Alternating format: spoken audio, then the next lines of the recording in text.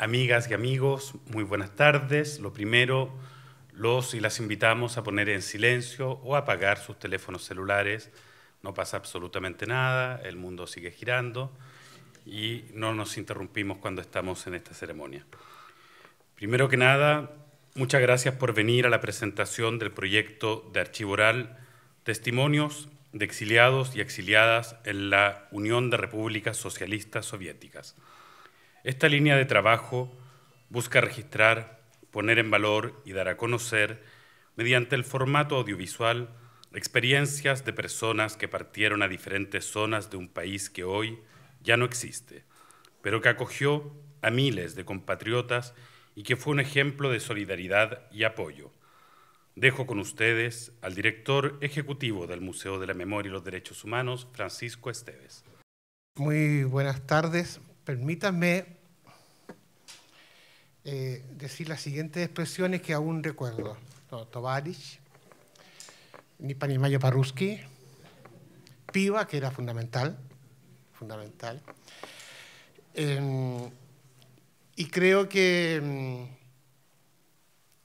la posibilidad de encontrarse con ustedes en este momento es muy significativa. Porque coincide con un momento especial, con un momento político muy determinante que vivió el museo recientemente. Cuando sufrió una ofensiva del negacionismo más duro, de la ultraderecha, y que se expresó en los dichos injuriosos del exministro de Cultura. Lo interesante que sucedió ahí, desde el punto de vista político, es que se reactivó una de las claves de lo que fue la lucha contra la dictadura y la defensa de los derechos humanos entonces. La lucha por la recuperación de la democracia. Y esa clave es la convergencia entre la cultura, el mundo de la cultura, y el movimiento de los derechos humanos. Esa clave, esa convergencia fue fundamental en el tiempo en que había que enfrentar al régimen pinochetista. Pero pienso que sigue siendo importante hoy día.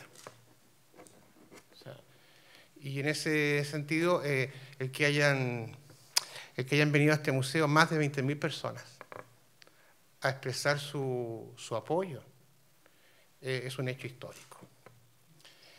En nuestras historias. Y porque se quiso decir que el museo era un montaje que mentía. Lo paradojal, lo absurdo, es que quienes afirman eso eran los expertos en montaje. Partiendo por el Plan Z, que fue un montaje para justificar el golpe militar.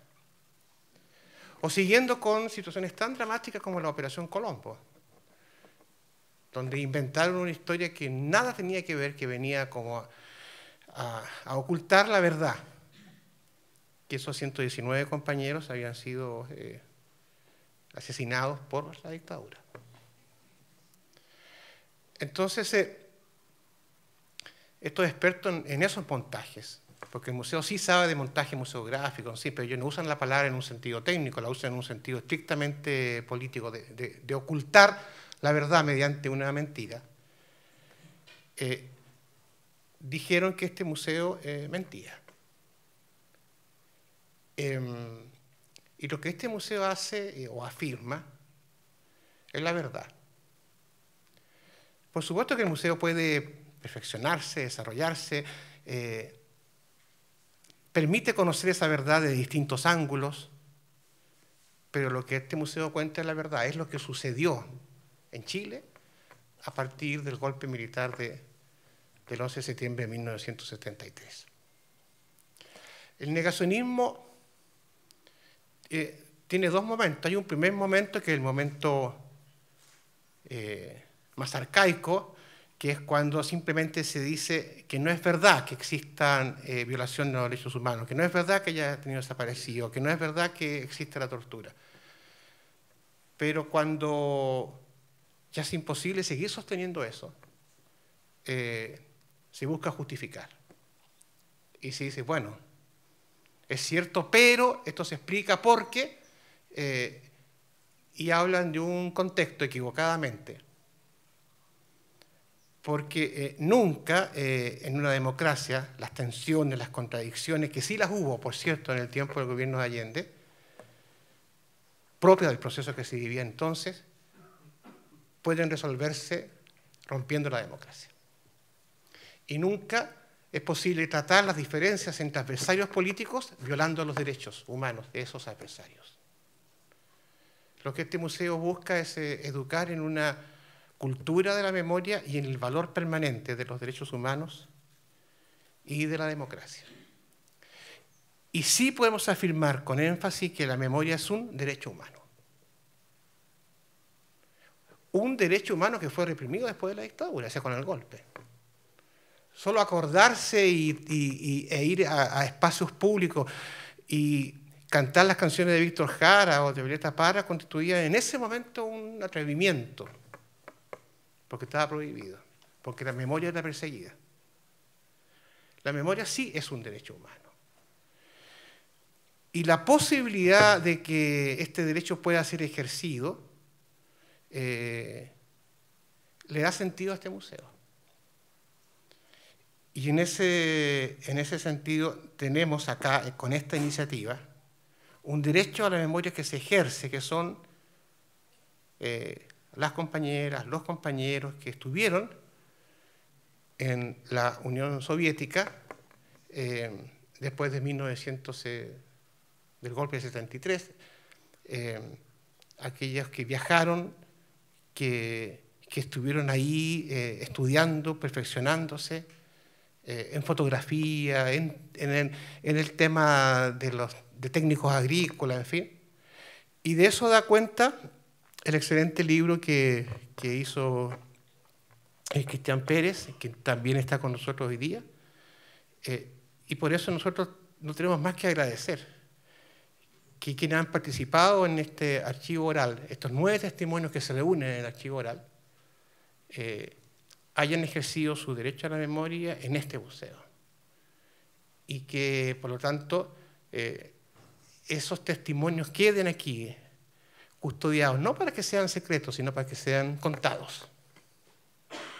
Contados para que las generaciones nuevas conozcan esta historia, que es una historia que tiene que ver con una situación crítica, pero al mismo tiempo lleno de dignidad. Recibirlos en este museo para hablar de estos testimonios es, pues, en este momento, algo muy significativo. Cuando se quiere negar el rol del museo o cuando se lo persigue, el que podamos ejercer el derecho a la memoria a través de una iniciativa como son estos testimonios orales, nos lleva a pensar que tenemos la fuerza suficiente en conjunto para enfrentar y derrotar el negacionismo en Chile. Muchas gracias. Invitamos a continuación a quien ha encabezado esta investigación de archivo oral, al compañero Walter Roblero, para que haga uso de la palabra. Hola, buenas tardes, amigas y amigos, compañeras, compañeros, por estar acá con nosotros. Es un honor presentarle este nuevo archivo oral, que, como decíamos, es un trabajo que aún estamos desarrollando, es un trabajo que está todavía gestándose, y al cual le faltan muchas voces, faltan caras, faltan relatos que permitan por lo menos hacernos una idea de lo que fue la inconmensurable experiencia del exilio en una zona tan alejada y aún tan desconocida para muchos como lo es lo que hoy conocemos como la ex Unión Soviética. Quería, antes de mostrarle el resumen audiovisual que vamos a presentarle, contarles un poco por qué llegamos a conectarnos con este tema. El año pasado, José Manuel Rodríguez, que es el compañero que ven ahí ejerciendo sus labores de camarógrafo, que es el encargado de nuestro archivo audiovisual. Fue contactado por Paula Leal, quien también está presente, y que es una de nuestras testimoniantes y además es una gestora tras bambalinas de todo esto que hemos venido haciendo. Y con don Eduardo Labarca, que ustedes deben conocer, periodista, escritor, y que como bien saben trabajó en Radio Moscú y en la televisión soviética, y que no ha podido estar presente esta tarde con nosotros porque se encuentra viajando, anda en Europa precisamente. Bueno, Paula y Eduardo se pusieron en contacto porque estaban interesados en un documental que fue donado a nuestro museo por la Brigada Víctor Jara, pero la Brigada Víctor Jara sueca, ¿no? Su versión sueca, de este documental reportaje inconcluso, donde se retrata la vida de la familia exiliada en la Unión Soviética, de la que, por cierto, una de ellas es la familia de Paula, en Zaporozhye, Ucrania, y también ahí se cuenta la experiencia de lo que fue la vida en el Interdom de Ivanovo, a 600 kilómetros de Moscú, y la experiencia del grupo de jóvenes que partió antes del golpe para capacitarse en el trabajo de maquinaria agrícola, a quienes el golpe sorprendió apenas comenzaba este proceso, que es lo que está retratado en el libro del profesor Cristian Pérez, Viaje a las Estepas. Bueno, con Eduardo, por otra parte, también en ese momento estábamos haciendo un video para que nos entregara su testimonio, porque habíamos descubierto también que aparecía uno de sus libros en pleno acto de quema de libros por parte de los militares después del golpe. Entonces quisimos hacer un pequeño video con ese momento donde sale retratado cómo se está quemando el libro, que era un video que pasó antes que empezáramos esta actividad. Bueno, obviamente ahí cuando nos juntamos con ellos surgió inmediatamente la idea de propiciar un encuentro entre Eduardo y algunas de las protagonistas también del reportaje inconcluso. Primero realizamos algo íntimo, una primera reunión que fue muy emotiva porque había que considerar también que algunos habían pasado 40 años que no veían a Eduardo desde ese momento en que los entrevistó allá en la Unión Soviética. Y la mayoría eran niños o niñas en ese momento. Entonces fue un momento bastante especial para nosotros y para todos. Luego también realizamos el año pasado algo más convocante con la exhibición de este documental de reportaje inconcluso y un conversatorio en el que tuvimos como panelistas algunos también de sus protagonistas y quienes contaron su propia experiencia, se refirieron al film y contaron cómo había sido este momento del registro de reportaje inconcluso. A partir de ahí empezaron a surgir otras ideas a partir de los relatos tan ricos y diversos que salieron en ese momento. Decidimos dedicar nuestro trabajo de registro testimonial audiovisual de este año 2018 en esta experiencia vivida en la Unión Soviética. Así que pudimos adentrarnos en estas narrativas de manera personal e individual. Surgieron obviamente historias trágicas, con pérdida de familiares, destierro y desarraigo, pero por cierto también testimonios de resistencia, esfuerzo y solidaridad, y también hermandad. Pese a la distancia y las soledades sufridas, los hombres y mujeres que componen las piezas de este archivo, aún en construcción, son personas orgullosas de la identidad que se forjaron. Pudieron experimentar en carne propia la experiencia de vivir en una sociedad socialista, con todo lo que eso conlleva. Como dice una de nuestras entrevistadas, es lo que nos tocó vivir y es parte de lo que soy. Todos y todas tuvieron la posibilidad de formarse en la Unión Soviética, acceder a estudios superiores, participar de actividades, vincularse con lo que ahí estaba sucediendo. La mayoría señala al retorno como otro momento complejo, lleno de sinsabores que se hicieron más predominantes quizá que la partida. Otro sueño se rompía y era el de volver con los sueños de encontrar la patria pura, como dice nuestro Patricio Mans, para chocar con una realidad diferente de la que se habían imaginado. En estos testimonios podemos encontrar todo aquello, desde el sueño roto de la unidad popular hasta una reflexión sobre los hechos del presente, porque no hay que olvidar que este acto de recordar y de evocar una narración respecto de los hechos del pasado siempre se hace desde un momento determinado que dice mucho de nuestra realidad actual. Como pronto se darán cuenta, la mayoría de los testimonios de este grupo son de mujeres. Esto no ha sido a propósito. Nuestra agenda comenzó espontáneamente a cargarse hacia ese lado, lo cual ha hecho muy interesante esta primera etapa de trabajo, pues hemos podido hacer preguntas de lo que significó formarse una identidad como mujer en la sociedad soviética de los años 70 y 80. Por cierto, esperamos a partir de ahora que comiencen a sumarse más testimonios de hombres. En este grupo, y como decía anteriormente, está la experiencia de quienes partieron a recibir capacitación antes del golpe, el día 4 de septiembre de 1973, y que llegaron hasta Arzinsky, historia en la que ahondó, como les decía, nuestro invitado de esta tarde, el profesor de la UDP, Cristian Pérez, en su libro recientemente editado, Viaje a las Estepas. Investigación que, por cierto, celebramos y que es un verdadero aporte al estudio de esos años. También está el tema de haberse educado en la infancia y la adolescencia en el Interdom de Ivanovo, una de las experiencias de educación con perspectiva internacionalista para acoger a niños y niñas provenientes de zonas de conflicto. Este complejo educacional que acogió desde fines de los años 30 para servir de refugio a menores de edad víctimas de la Guerra Civil Española y que existe hasta el día de hoy. También está, obviamente, el tema de haber cursado estudios superiores en la Unión Soviética, y esto en conexión con el gran apoyo del movimiento de solidaridad internacional con los refugiados de nuestro país. En fin, estos y muchos otros temas son los que se desprenden de nuestro archivo que ustedes pueden consultar desde ya personalmente en nuestro centro de documentación CEDOC. Quisiera aprovechar esta oportunidad siempre para agradecer a todos y todas quienes nos entregaron su testimonio, a Rosaura Campuzano, a José Campuzano, a Viola Carrillo, Verónica Cortés, a Claudia Fuensalida, a Aide Jara, a Paula Leal, Patricia Salgado, Aldo Silva.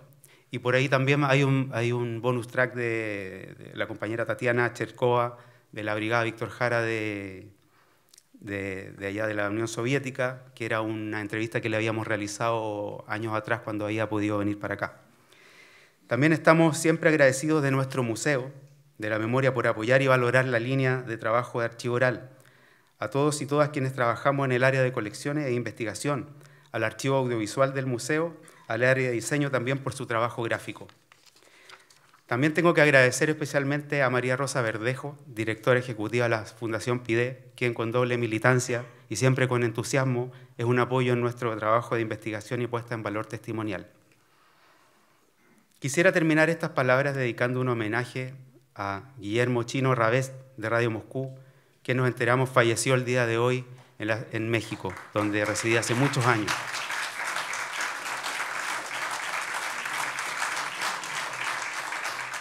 Voy a presentarles a quienes van a ser mis contertulios ahora. Bueno,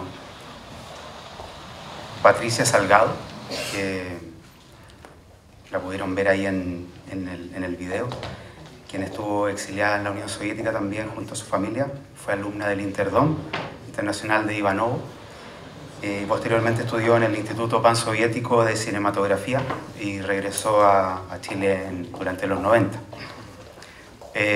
Aldo Silva también, quien fue uno de los 93 jóvenes que partieron a la Unión Soviética en los últimos días del gobierno de la Unidad Popular a recibir capacitación técnica en maquinaria agrícola para el mejoramiento del campo chileno que impulsaba la reforma agraria. El golpe sorprendió a ese grupo cuando iniciaba este proceso y vivió el exilio en la localidad de Arzinsky y posteriormente en Moscú, donde estudió economía en la Universidad Patrice Lumumba. También regresó a Chile durante los 90. Y bueno, ya lo hemos mencionado, el profesor Cristian Pérez es historiador, investigador del Centro de Investigación y Publicaciones de la Universidad Diego Portales, casa de estudio en la que también es académico en su escuela de periodismo. Es autor de Vidas Revolucionarias y recientemente ha publicado, como lo decíamos, Viaje a las Estepas, 100 jóvenes chilenos varados en la Unión Soviética tras el golpe. Pueden pasar a nuestro set para que podamos conversar. Lo primero que vamos a hacer ahora es que Cristian traía preparado unas palabras de comentario primero para iniciar esto y le vamos a dar precisamente el pase para que haga eso. Okay, muchas gracias, buenas noches. Muy contento de estar esta noche en el Museo de la Memoria y los Derechos Humanos. He venido un par de veces acá y en general mis alumnos en la escuela vienen más a hacer trabajos aquí, tienen que hacer algunas cosas obligatorias. Yo tenía muchas dudas respecto de lo que podía decir y entonces decidí traer algo escrito que debe durar unos 10-12 minutos. Así que prefiero hacerlo así porque en esta ocasión quiero ser muy preciso.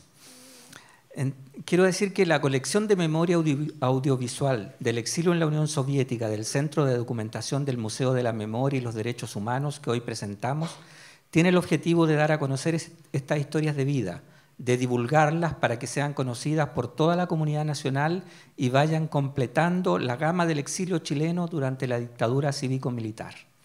En la colección por ahora, porque imagino que se irá agrandando con el tiempo, se pueden ver las entrevistas de Verónica Cortés, Aldo Silva, Viola Carrillo, los hermanos José y Rosaura Campuzano, Patricia Salgado, Aide Jara, Claudia Fuensalida, Paula Leal, Tatiana Chet-Verkova, espero haberlo pronunciado bien. En estas imágenes encontramos las voces e imágenes del exilio, pero no de cualquier destierro, sino del exilio en la Unión Soviética. En los relatos se ve la dureza del desarraigo, el dolor de tener que salir a un lugar extraño y distante. En los entrevistados se constata la imagen siempre presente de un Chile lejano en la distancia, pero cercano en los afectos, en las acciones, en las actitudes, en los recuerdos, en las añoranzas, en los amores. Son relatos conmovedores que estremecen a quien los ve. Están contados sin pretensiones académicas. Son las voces de personas comunes y corrientes, de algún modo vinculadas con la izquierda chilena, que debido al golpe militar deben partir junto a sus familias al destierro o deben quedarse allí porque les resulta imposible volver. En ellos se aprecia el afecto por la patria soviética y su pueblo, que los recibe en algunos casos con flores y sales, que les proporciona afecto y protección, además de posibilidades para realizarse como personas. De estudiar, de ser otros. Creo que Aldo y Patricia son los más adecuados para conversar sobre estas vivencias. Este archivo es valioso en sí mismo, porque rescata las voces no visibles aún del exilio en la Unión Soviética, pero también porque pone en el centro de la discusión nacional la memoria, no cualquier memoria, sino la memoria de las víctimas del genocidio, la memoria de la izquierda chilena. Por estar en este lugar tan simbólico para todos nosotros, por tener la suerte de haber sido convidado a presentar esta colección, quiero entregar algunas reflexiones sobre la discusión en torno al museo que se ha producido en los días pasados. Estoy convencido que las afirmaciones realizadas por el exministro Rojas en Diálogo de Conversos el año 2015 y ratificadas el 2016 en una entrevista para CNN Chile no fueron al azar y reflejaron nítidamente su pensamiento sobre el museo. Trataré de explicarlo en 7 puntos. Los puntos son cortos, así que no late. 1. El golpe militar de 1973 destruyó las organizaciones de izquierda, aniquiló a sus miembros, proscribió su simbología y quemó las expresiones literarias y artísticas de su cultura. Las Fuerzas Armadas decretaron el fin de la ideología marxista y de los marxistas. Hay que extirpar el cáncer marxista, dijo el general Gustavo Lee. Y recurriendo a su memoria histórica, impusieron un modelo basado en el orden y el respeto a las tradiciones de la chilenidad. Rescataron la figura de Diego Portales y su creación, el mentado Estado portaliano. Y sumieron al país en un orden conservador donde desaparecieron las barbas, las minis y el cabello largo. Bajo la dictadura cívico-militar, los contenidos de la prensa y la TV resaltaron las hazañas de héroes militares y del ejército, los valores del Guaso que en el pasado habían forjado la nación. En ese contexto, la izquierda debió adaptarse al nuevo escenario y refugiarse en el pueblo, bajo lo que se denominó la larga noche negra, los recuerdos y experiencias vividas en la construcción del gobierno popular de Salvador Allende fueron guardados en lo más recóndito de la memoria, esperando nuevos tiempos. 2. La diosa griega Mnemosine, hija de Urano, era la diosa de la memoria y madre de todas las musas, porque ella sabe todo lo que ha sido, todo lo que es y lo que será. Que fuera la diosa más importante mostraba la relevancia que ya para los griegos tenía la memoria. Así como era relevante en la antigüedad, lo es ahora, aunque a veces no lo parezca y otras, como en estos días, se vuelva motivo de aguda controversia. La memoria histórica, según Pierre Nora, Es el esfuerzo consciente de los grupos humanos por entroncar con su pasado, sea este real o imaginario, valorándolo y tratándolo con especial respeto. Por su parte, Jacques Derrida dice que para una sociedad rememorar es indispensable, que la rememoración es memoria histórica, que la memoria histórica es activa, actuante, de una historia liberadora, redentora, entendida como cita secreta entre las generaciones que fueron y las actuales. Añade que la memoria no está necesariamente atada al pasado. La memoria no es un asunto solo de preservar y conservar el pasado, al estar este siempre ya vuelto hacia el futuro, hacia lo que viene, hacia la promesa. Y el juego consiste en tenerlo presente para neutralizarlo, someterlo en cierto modo a otra lógica. Derrida explica que la memoria siempre es un movimiento que ocurre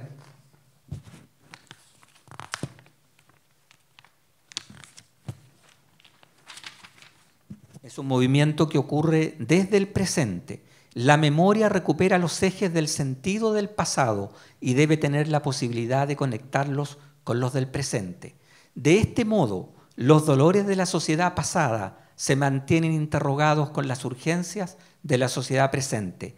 Como afirma Nietzsche, para que algo permanezca en la memoria se lo graba a fuego. Solo lo que no cesa de doler permanece en la memoria. 3.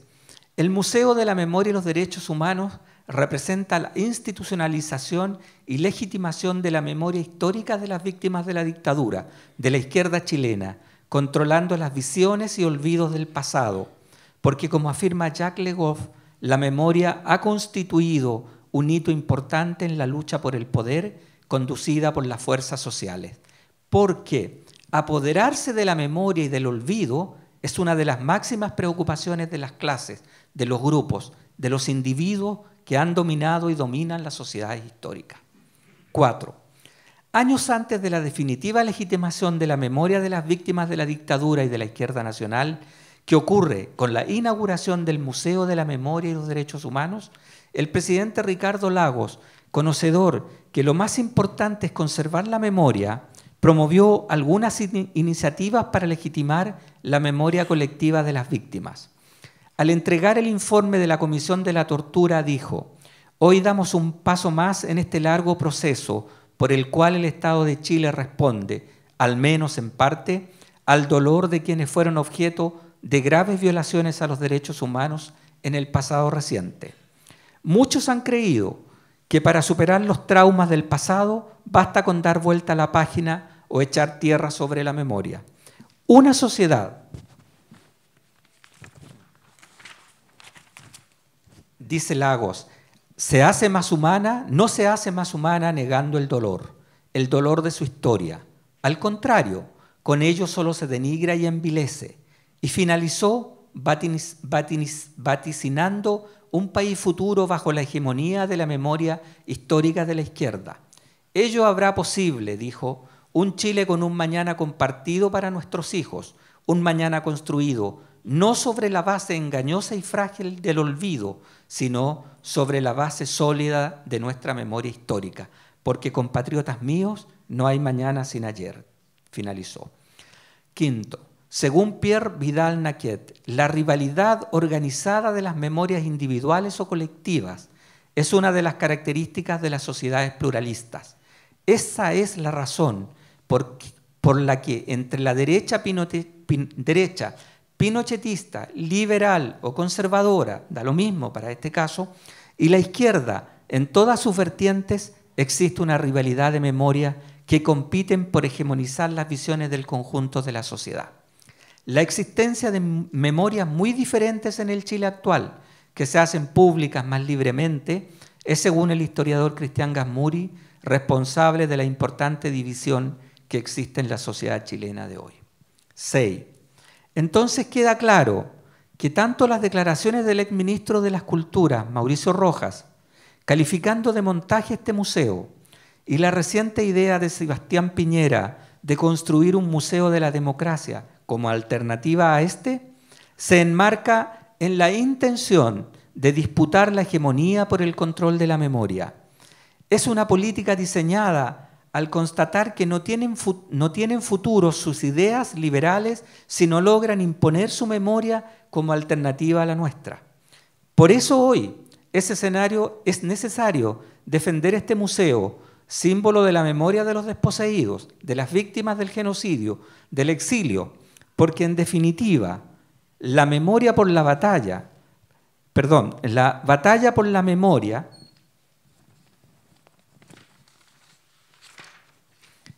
La batalla por las memorias es en todas las sociedades y especialmente en esta la madre de todas las batallas. Porque quien controle las visiones y olvidos del pasado tendrá éxito en sus proyectos de futuro. Muchas gracias.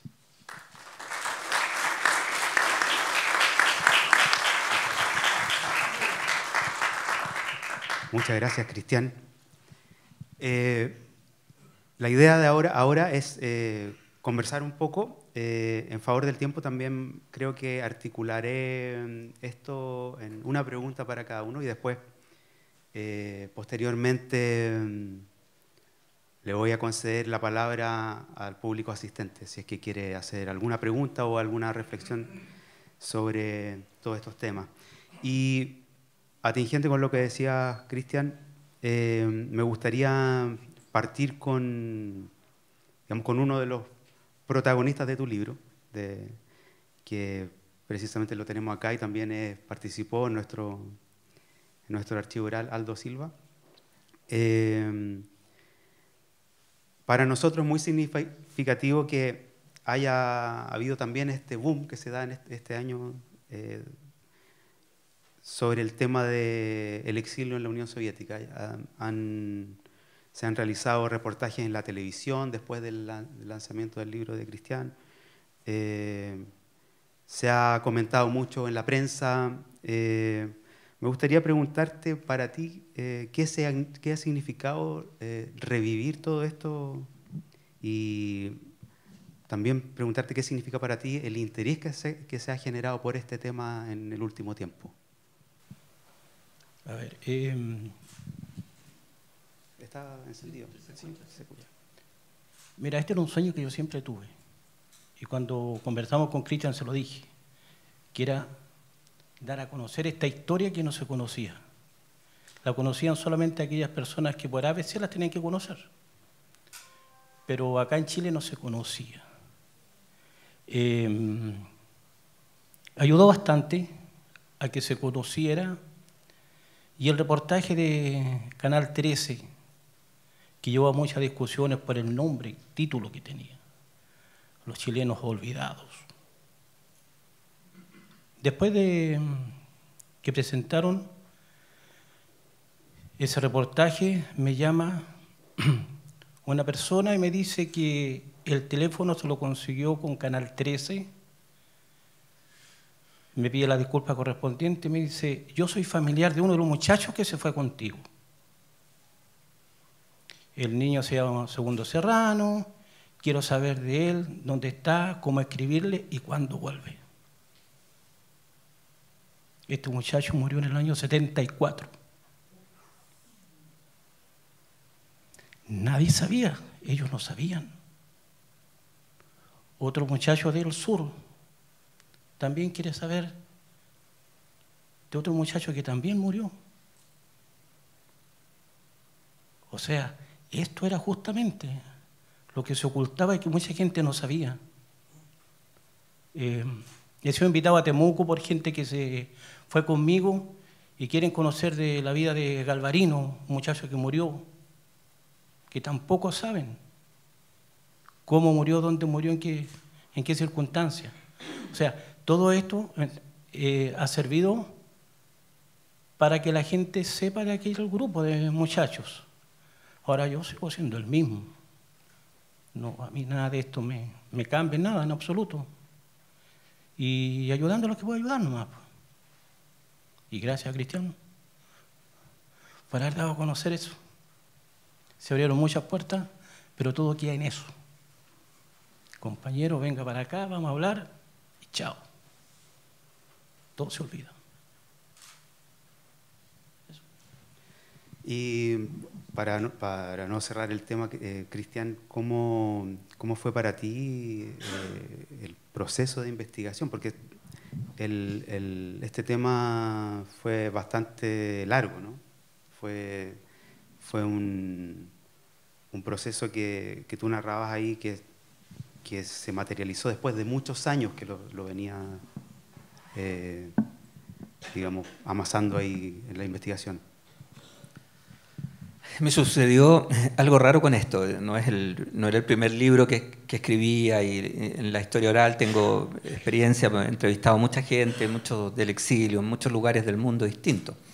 Y con esto pasó algo raro porque el objeto de estudio, porque para mí ellos eran un objeto de estudio, digamos, donde yo, el historiador, me separaba un poco para tener distancia y poder escribir una historia que tuviera cierto grado de credibilidad, de objetividad. Pero con ellos fue difícil en ese sentido porque me fui involucrando con los personajes, fui conociéndolos y empecé a saber de sus tristezas, de sus alegrías, de la defensa férrea de la Unión Soviética y de sus penas, de sus alegrías. Y en términos de poder construir la historia fue largo porque habían dificultades con los testimonios. Era difícil encontrarlos, era difícil que hablaran. Era una historia que tenían muy guardada. No sé por qué. No. Hay otras historias, ¿no? Quizá ninguna como esa, y que habían sido más asequibles. Esta era un poco más compleja, un poco más difícil. Y bueno, lo que sí me queda es que les voy a contar una infidencia. Yo suelo no emocionarme con las cosas. Cuando vi el reportaje que hizo la Claudia Godoy para Canal 13, sí, me emocioné. Y creo que me pasa por primera vez con un objeto de estudio, digamos, con una historia. Para mí las historias se escriben, se cuentan y ya pasan a otra cosa. Uno busca otra historia, pero esta me fui quedando, fíjate. Eso es un poco raro, pero no tengo explicación para eso. Salvo lo traumático y lo tremendo de esta historia, creo. Gracias. Bueno, nosotros en paralelo que conocíamos esta historia, nosotros, como ahí comentaba anteriormente, empezamos a investigar esto desde el año pasado. Fue un poco mezclado los casos, digamos. Y después aparece tu libro en este mismo impulso que nosotros teníamos, pero también nosotros estábamos investigando el tema de los niños y niñas que llegaron hasta la Unión Soviética, muchos de los cuales su familia se instalan en Zaporozhye, y los niños y niñas son enviados al Interdom de Ivanovo, como el caso de Patricia. Es otra historia, digamos, que se abre, es otra caja que nosotros podemos conocer a través de los testimonios. Cuéntanos un poco, Patricia, ¿cómo fue la experiencia?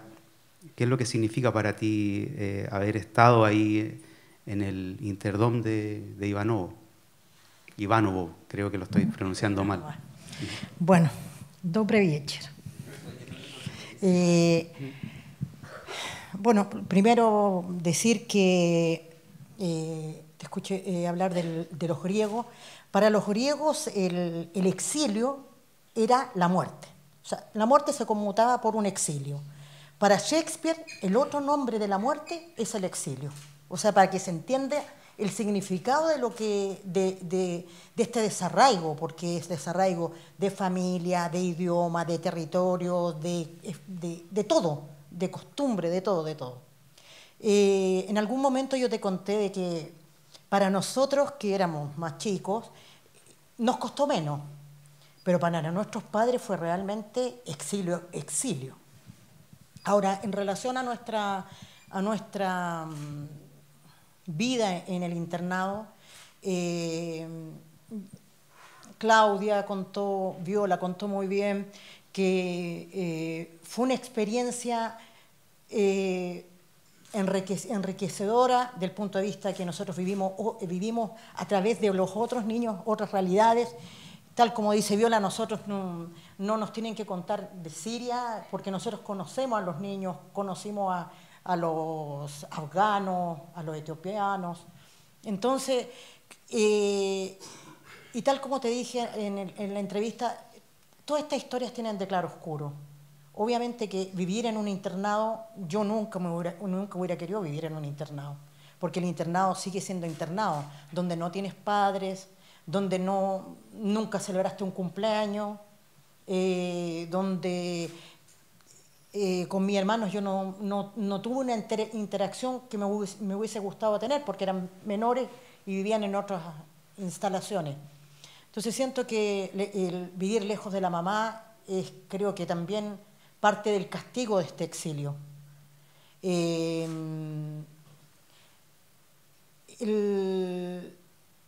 Lo bueno es que, tal como dijo Paulita, si bien es cierto, como nosotros en nuestros inviernos eternos de Ivánova, soñamos alguna vez que volveríamos, todos los del internado, en un avión, con banderas rojas. Llegamos al aeropuerto, en el aeropuerto nos está esperando todo el pueblo chileno y nosotros llegamos con nuestros cartones, que somos con diferentes especialidades, y el pueblo chileno nos acoge porque nos estaba esperando. Nada de eso pasó, o sea, no nos estaban esperando, no nos querían, y hasta ahora siento de que no solo de la derecha, sino que de la izquierda, exiliado. Tú fuiste exiliado, o sea, más o menos que anduviste de vacaciones. Eso es súper duro, es muy duro. Y otra cosa que tiene que ver con lo que comentaba y que me gustaría, que yo creo que el tema de la memoria es muy importante, es sumamente importante para no volver a repetirlo. Pero siento de que, tú citaste a Lago, siento que la memoria desde la democracia hasta ahora nunca ha sido una prioridad para ningún partido. Así que yo me alegro de que ahora hayamos descubierto de que la memoria es súper importante. Y me alegro de que se den esta instancia y ojalá que no... Yo sé que hay muchas historias mucho más... no sé si decir interesante, pero decir que dejan una tremenda enseñanza, que me gustaría que también siguiera estos reportajes. Para finalizar, me gustaría decir de que, tal como dijo Viola, que lo dijo muy, muy bien, que esto sirva para que nunca más un niño, una niña, tenga que dejar a sus padres, a sus abuelos, su tierra, su idioma, nunca por obligación. Si quieres irte por gusto es otra cosa, pero obligado nunca más. El destierro es la pena de muerte, es matarte en vida. Para muchos fue así. Mi tía quedó en el exilio y eso es sumamente doloroso. Gracias, Pati. Yo ahora quería conceder la palabra al público. ¿Alguien si tiene algún comentario o alguna pregunta a nuestros invitados? Bueno, la verdad es que no es una pregunta, la verdad es más que nada una reflexión. Yo soy hija de Patricia. Tengo 32 años, nací en la Unión Soviética, de hecho en mi carnet sale URSS, que mucha gente de hecho lo mira y no sabe qué significa eso. Nací en un país que ya no existe. Pero yo siento que lo que quería decir, o sea, mi reflexión, mi sensación es que cuando la gente dice, bueno, lo que pasa es que tú no lo viviste, o sea, que tú no pasaste por eso, que tú estás hablando de algo que no, lo que pasa es que es como casi que estoy hablando algo porque de generación se traspasó. Pero la gente no entiende que hasta a nosotros, hasta mi hermana que también está aquí, que tiene 17, para nosotros seguimos viviendo las repercusiones de ese exilio. ¿Por qué lo seguimos viviendo? Porque la mitad de mi familia quedó allá afuera y tengo otra parte de mi familia que quedó acá. Cuando nosotros llegamos a Chile, también yo llegué, no sé, 6, 7 años, conocí también una familia acá, que para ellos nosotros éramos unos desconocidos. Entonces tampoco nunca se logró hacer nunca logramos ser familia realmente. Es como que somos familia porque llevamos el mismo apellido.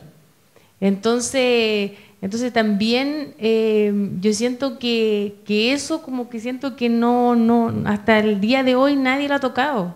O sea, nosotros seguimos viviendo y seguimos teniendo esa misma sensación de que, la misma sensación que dijeron de no soy de allí ni soy de acá, no, porque tú naciste allá.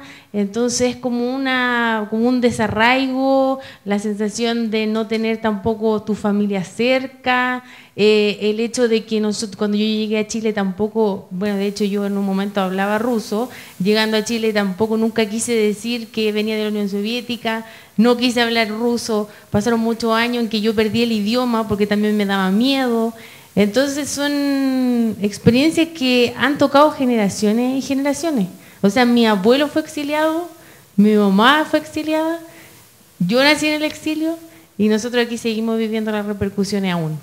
Entonces, también siento que realmente en esta semana, o sea, en esta última semana de todo lo que pasó con el tema de la memoria, toca más aún esto de los testimonios de este archivo oral, y que lo valoro harto y que creo que también nosotros, en mi generación, también deberíamos ser parte de este archivo, porque nosotros también lo vivimos y también, o sea, si nos vamos más en la profunda, de hecho, mi mamá vivió en un internado, mi mamá también le costó ser mamá, porque ella no tuvo una mamá. Entonces, nosotros también los hijos, todos los hijos de... No estoy criticando. También nosotros como hijos como hijos de todos ellos que vivieron en el internado, para ellos también fue difícil, porque ellos no tuvieron familia. O sea, para ella sigue siendo su hermano, sus compañeros del internado. Entonces nosotros, yo creo que también tenemos voz en esto. Eso. Muchas gracias. El tema de los derechos humanos, el tema de la memoria, no es un tema de las víctimas solamente. Es que me carga eso de que no es que él estuvo preso, no es que él fue... No, esto es un tema de toda la sociedad chilena. Y cuando lo entendamos, no van a haber ministros que digan esas tonteras.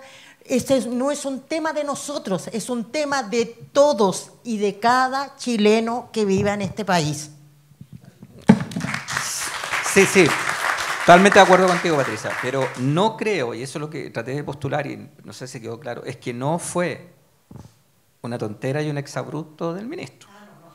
Esto forma parte de una política porque necesitan hegemonizar la memoria, porque necesitan ganar el poder. Si aquí la lucha, queridos amigos y amigas o compañeros y compañeras, es la lucha por el poder. Y eso es lo que está detrás. Por eso que el ataque contra este museo y contra otras instancias que resguarden la memoria de la izquierda chilena van a ser duros. Ya sea esto por vía presupuesto, ya sea por construir otro museo, alguna alternativa van a buscar. Y es por eso. Porque no van a poder ganar. Ellos pueden ganar, pero no pueden hegemonizar las ideas de la sociedad mientras no destruyan esto, mientras no construyan una memoria alternativa que no la tienen. Porque la memoria alternativa que tienen es la de la dictadura, la de los asesinatos en masa. Ese es el asunto. Espero que si no quedó claro con eso, ahora sí me haya quedado claro el postulado. La verdad, estos temas a nosotros es revivir y reabrir heridas, pero yo quería recalcar algo, independientemente de lo doloroso que ha sido, porque para mí, la verdad, cuesta muchas veces recordar y volver al pasado, pero hoy día me siento tan bien poder contribuir a la memoria para que nunca más, insisto, y sobre todo en estos momentos cuando quieren borrar todo esto, o sea, eliminar todo esto, destruir todo esto que ocurrió. La verdad, a mí en estos días, estas semanas, han sido sumamente fuertes, porque llegar a decir de que todo lo que pasó en Chile fue un montaje, fue demasiado fuerte.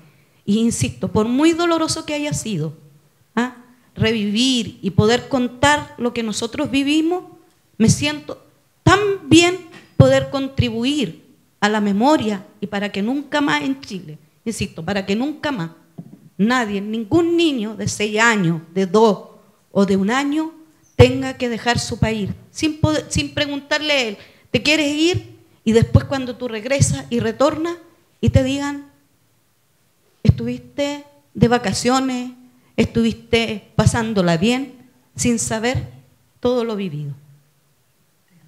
Eso. Gracias. Quería aprovechar esta ocasión solamente para darle más fuerza a lo que dijo la hija de ella.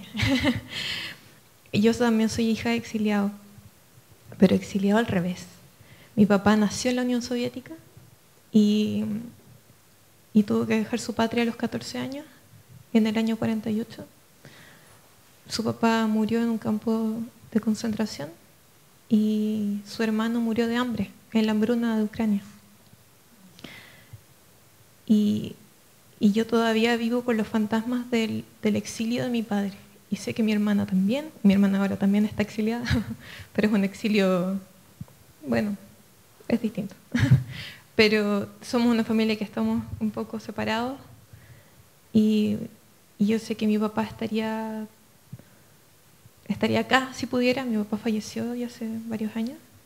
Estaría acá porque no importa el color político, no importa si uno salió del socialismo o llegó al socialismo, o no importa, en verdad da lo mismo. El exilio es duro de donde venga. Y yo, bueno, mi papá, que era un ruso blanco en teoría, llegó acá a ser parte del socialismo. Él creía en Allende, las vueltas de la vida. Así que, bueno, yo no quería decir eso nomás, que independiente del color político, el exilio es duro para quien sea. Para nosotros también es una experiencia única como hijos del exilio, también poder contar nuestra historia. Yo nací en la URSS, llegué acá a los 9 años, a una familia de abuelos que no conocía, porque yo tenía mi familia allá. Y sirvió de mucho el PIDE. Yo debo recalcar ahí eso, porque fue el recordar, el reencontrarse con una realidad que no conocíamos. Yo tenía otra forma de vivir allá. Y volví acá a Chile, donde estaba todo atrasado, yo creo que en siglos, en pensamientos, en miradas, en todo. Para mí el exilio fue el llegar a Chile, porque me conecté con una familia que no estaba. Yo no conocía a mi abuelo. Tenía un abuelo paterno que había muerto en el exilio. Mi padre se enteró por una llamada que había muerto su padre. Mi abuelo, materno, paterno, yo no los ubicaba, no los conocía. Nunca supe de ellos. Nosotros nos comunicamos a través de cassette. No hubo fotos. No había nada. Llegamos acá a conocer familias que para mí no eran familias. Mi familia era la educadora del jardín, su madre. Nosotros íbamos de vacaciones a la casa de ella. Ella era mi abuela, no las personas que llegaron acá. Para mí el exilio, más allá de lo que vivieron mis padres, fue también el llegar a Chile, a darte cuenta de que todo ese sueño maravilloso que ellos tenían no era real. Aquí nadie lo esperaba. La única institución que para mí de verdad existió fue el PIDE, donde sí nos conectamos. Hoy en día mi pareja también fue parte del PIDE. Entonces, en el fondo para nosotros también fue una experiencia, pero desde otra vista. Desde la utopía que tenían nuestros padres de lo que fue Chile. PIDE. Por ahí está la directora que puede señalar de mejor manera qué fue y cómo significó. Para nosotros fue un apoyo psicológico, fue un apoyo en nivelación de estudios, también hubo apoyo psicológico para los padres. ¿Ya? Fue una experiencia maravillosa el PIDE. Yo de verdad debo decir que de todo lo que vivencié aquí en Chile cuando llegué, eso fue lo mejor. Y ese es como el recuerdo más lindo que puedo tener de mi llegada a Chile. porque todo fue muy diferente. Nosotros vivíamos en otra situación, en otra forma. Sí participé con mi papá, yo tengo recuerdos de mis padres participando en temáticas políticas, sí haber visto testimonios, cosas que jamás yo creo que ningún niño vio en Chile, pero nosotros sí lo vimos, porque sí participamos de meeting, sí participamos, y como hijos íbamos y asistíamos, nos sentábamos a ver que para nosotros eran películas, donde podíamos ver el golpe, veíamos cómo fue bombardeada la moneda, siendo muy niña. Cuando llegué a Chile, eso no era tema para conversar con un niño de 10 años. Para mí no era tema porque yo ya lo había trabajado, lo habíamos visto, lo habíamos conversado, era parte de la historia. Pero acá en Chile no. ¿Qué niño de 10, 11 años habla de esos temas? ¿Qué niño de 10, 11 años tiene una visión crítica de la realidad social? Que sí era ya así, que sí se podía ver. Fue un cambio muy brusco, la verdad. Nunca como que se logró comprender cómo vivían acá los niños y cómo crecían. Porque también la memoria se mató. También era riesgoso decir que de dónde venías tú, quién eran tus padres, porque era teñido rojo. O sea, obviamente aquí la marca estaba pero recalcada. Y en ese tiempo, el 90, si bien se abrió toda la apertura de la llegada de los exiliados, sí estaba el temor latente, donde la gente no tenía muchas ganas de querer saber de lo que había pasado y los que querían saber también tenían mucho temor. Y nosotros como hijos también sentíamos ese temor, porque el temor estaba, el temor existía, el temor lo crearon y ha existido por mucho tiempo. Y creo que estas instancias y estos momentos realmente lo que hacen es quitar este temor y poder expresarnos y decirnos, sí, yo soy hijo de exiliado y me siento orgullosa de serlo. Sí, tuve un abuelo que trabajó y fue parte de la reforma agraria y me siento orgullosa de serlo.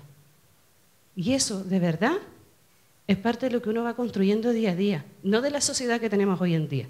Pero estas instancias, de verdad debo agradecerlas por existir, por juntarnos aquí.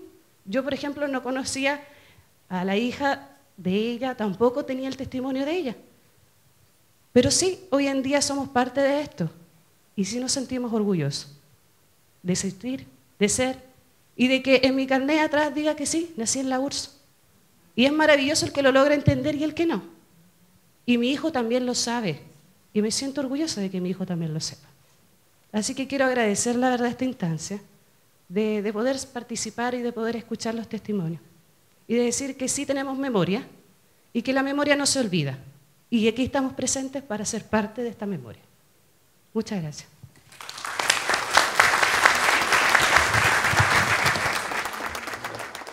La Fundación PIDE es un organismo de derechos humanos que se funda en el año 1979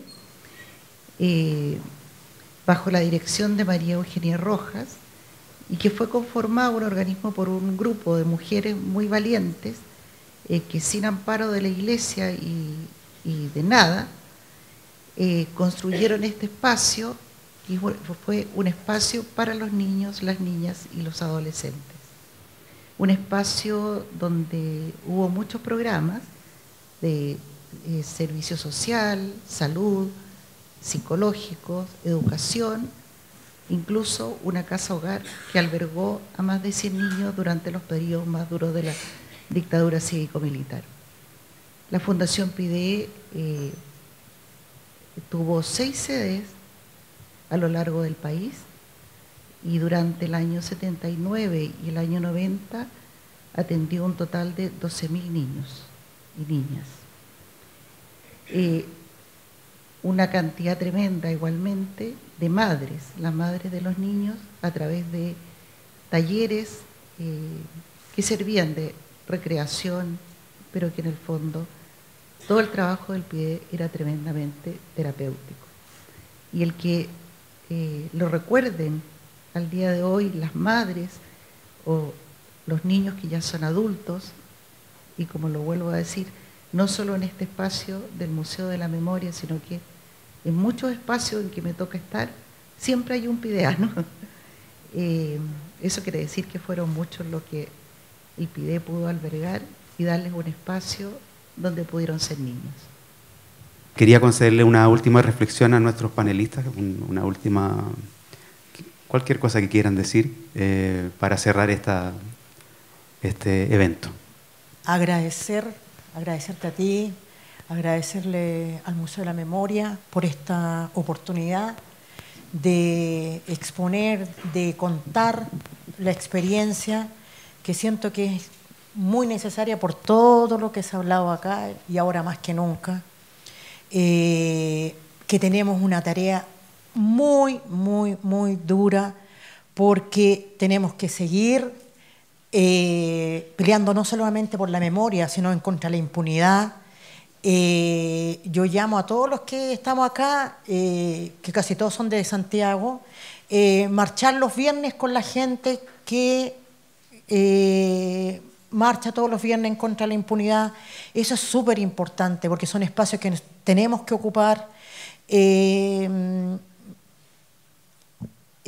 Saludar a todos, a cada uno de los que están acá, a mis queridos amigos del internado, a mis hermanos del internado, y que me alegra, o sea, nos vemos siempre, así que no es que estamos en permanente contacto. Decirles que ha sido un placer, un gusto estar acá, un placer que escuchen estos testimonios y ojalá que sigan habiendo más y más testimonio porque eso ayuda a este Chile tan desmemoriado. Bueno, yo quiero llamarlo a todos, para que estemos todos atentos ante los peligros que vienen. Recuerden que la UNTAC se quemó una parte y la eliminaron.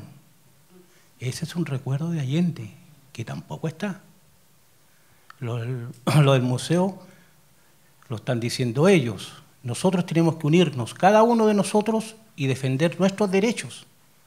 Recuerden, unidos fuimos capaces de derrocar a un ministro. ¿Qué pasa si nos unimos y derrocamos a otro? ¿Qué pasa?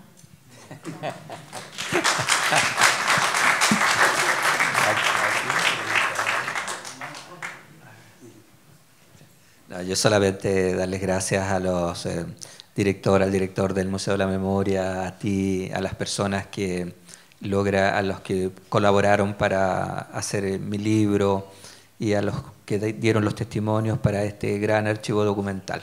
A todos ustedes, muchas gracias, buenas noches y espero nos podamos volver a encontrar en otras oportunidades.